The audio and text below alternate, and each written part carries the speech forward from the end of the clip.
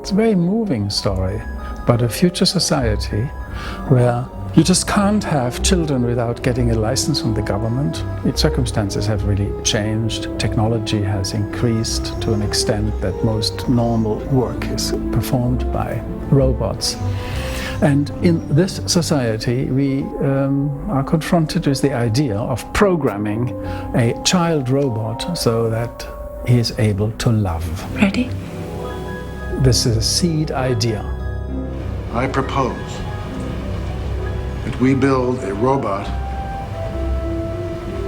who can love.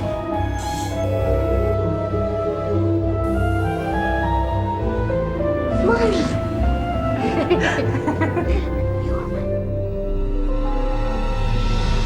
Go anywhere but that way or they'll catch you. No, Mommy, please! We run now. You're a machine.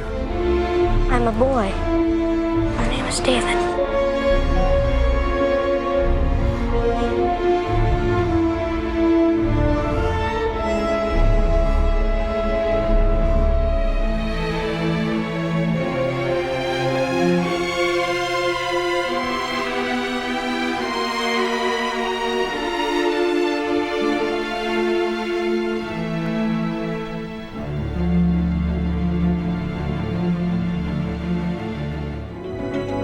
Well, my involvement in AI came about simply because my friend Stanley Kubrick told me a story that he was developing about artificial intelligence.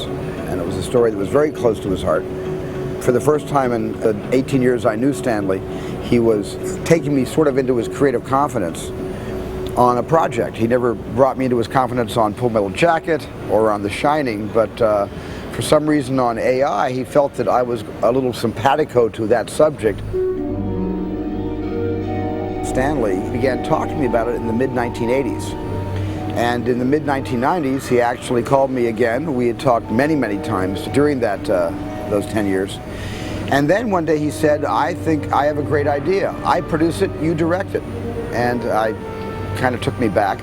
I didn't quite understand what he meant by that. And I said, what, you mean you want me to direct the movie you were going to direct? And he said, yeah, I'll produce it for you to direct.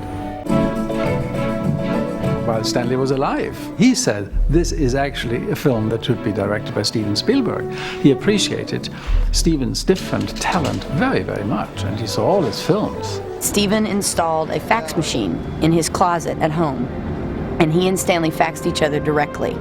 Any notes about the script, any comments, nothing went through me, or there were no copies in the office. Steven basically served as his own assistant for this project, and Stanley was the exact same way. We actually spent 2 months going over all of his storyboards, almost 1,000 storyboards he had already done on the film, and a 90-page treatment that he had supervised based on the short story Super Toys Last All Summer Long by Brian Aldiss, and then the screen story by Ian Watson, which Stanley had pretty much worked on with Ian.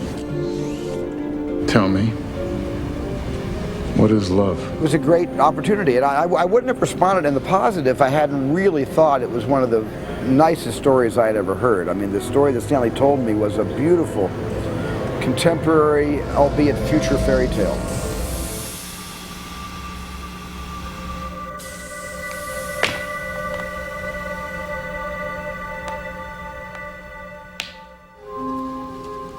I like your floor.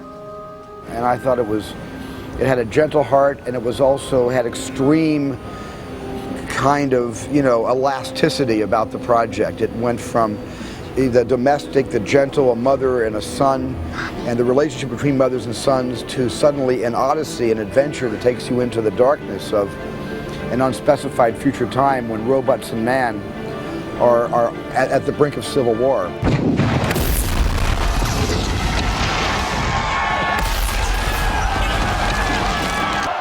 And then returns you to a dream, a wish that this robot child, David, makes at the very outset of our story. Are you her? And it was a story that I thought was a perfect story for Stanley. Stanley kept saying, this is the perfect story for you. We went back and forth like that until I finally just said, I think you should do it, Stanley, and I'll produce it for you if you'd like. And Stanley said, no, that's okay. If you don't want to direct it, I'll do it. When Stanley passed away, his widow contacted Steven and basically said, you know, this film will never see the light of day unless you make it. And it was just like a gift had fallen in Steven's lap. And I said yes, first because it was a wonderful story, and second because it was a way for me to honor Stanley. And we basically, from that point forward, any other project went on the back burner, and we were all about making artificial intelligence. You got it, cut. And cut, great. He was attracted to it because it embodied many of the things that he had explored with, obviously, E.T. and Close Encounters. But I think this, in many, many ways, takes Steven several more steps, because Stanley Kubrick is bringing something to this project. And Steven wanted to embrace that and pay homage to that. And so he took Stanley's contribution and then added that to his own. Once he found out that this might be a project he would do, it was a project that he had spent so much time thinking about, that to sit down with a writer and start talking about what he wanted that writer to do, he began to realize it might be better if he just tried to do it himself. I've done a lot of writing that I haven't taken credit for in the intervening years between Close Encounters, Poltergeist, and now. I haven't stopped writing. I don't sit down and do entire screenplays, but I do a lot of collaborative, the stuff that directors often do in close associations with certain writers. Don't do it all the time, but I've been very involved in writing, or at least in collaborating with writers on most of my directed films. So this wasn't unusual for me to write it, but the story was unusual and so personal to Stanley that I thought it would lose Stanley's personal ideals if I had to recommunicate his ideas through me to yet another party. And I just thought it would, you know, kind of preserve the purity of what Stanley wanted to achieve and the story he wanted to tell if I just bit the bullet and wrote it myself. I read Steven's script and I was completely enthusiastic about it, because he did one thing. He used the script as it was, in principle, without really changing it drastically. But he made hundreds of changes, nevertheless, and really improved it. And Stanley would have loved it. The film script that I read by Steven is very, very much in his spirit. That gave me great joy.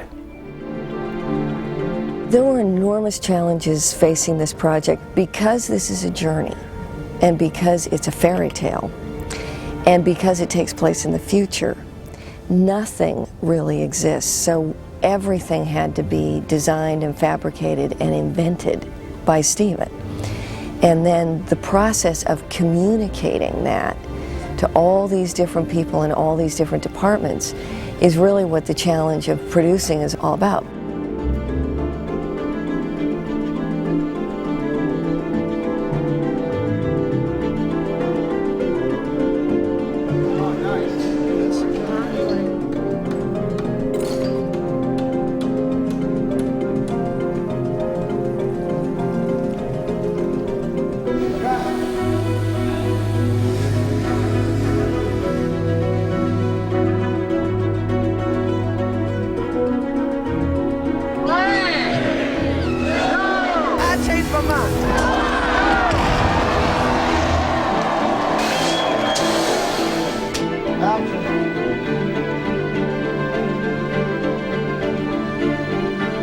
Very nice.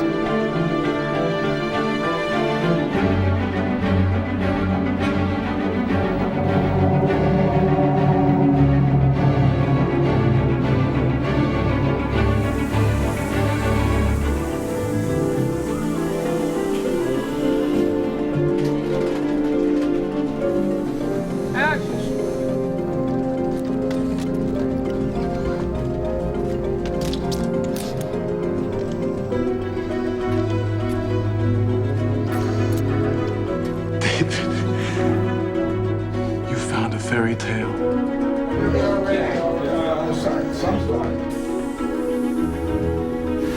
I love you. Action, Francis.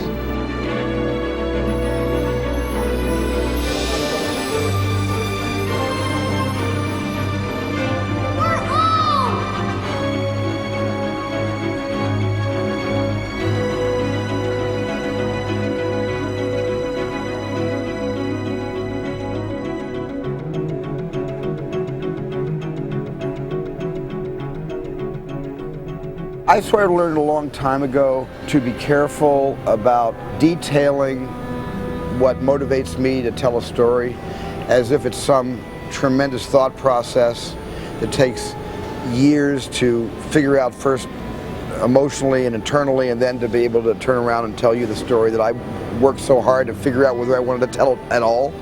And I realized that it's all the decisions I make about the stories I tell are intuitive decisions. I either spark their story or I don't. And in this case, when Stanley first told me about AI and let me read The Treatment in 1984, I immediately said to Stanley, "This is the best story you've ever had to tell." And I felt that in 1984. And I think that gave Stanley encouragement to continue to pursue the project even further. I was. I wish he had lived to tell this story. I would much rather have seen this movie from Stanley Kubrick. But when I had the opportunity to make the picture, I thought I would satisfy my own urge to simply want to tell a good story, and such as this is. And at the same time, to be able to say, this is for my pal Stanley Kubrick. Goodbye, Joe. Goodbye, David.